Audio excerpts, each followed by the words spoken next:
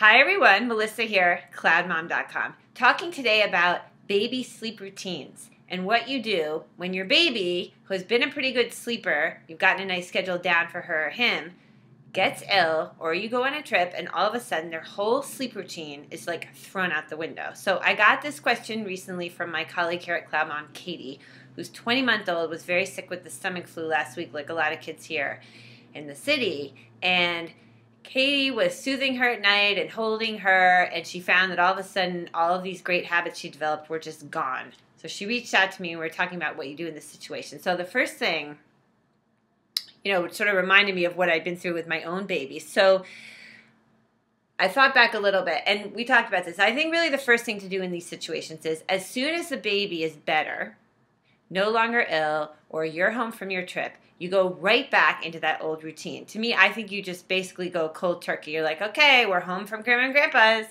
back in the crib.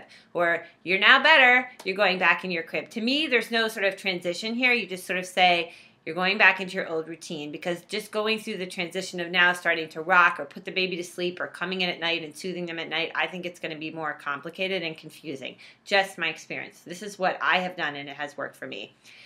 Another thing to think of, though, is that after an illness, you really do have to make sure, because your baby might be feeling a little depleted, that he or she is getting enough food, enough drink, and all that stuff during the day. Make sure plenty of liquids early in the day, not so many later on at night and in the evening before she goes to sleep, which could be causing your baby to wake up to go to the bathroom in the middle of the night.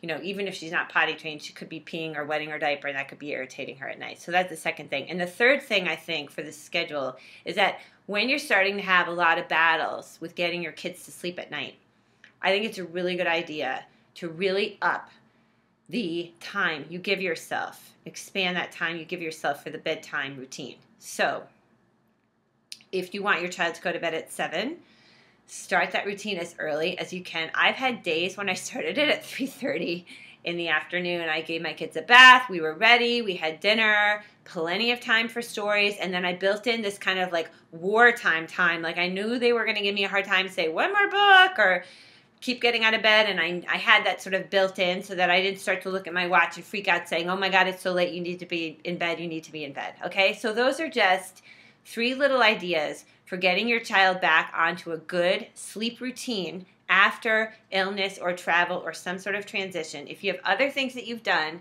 please comment below and send them to Katie and other moms who might be going through this. And thank you so much for watching CloudMom.com.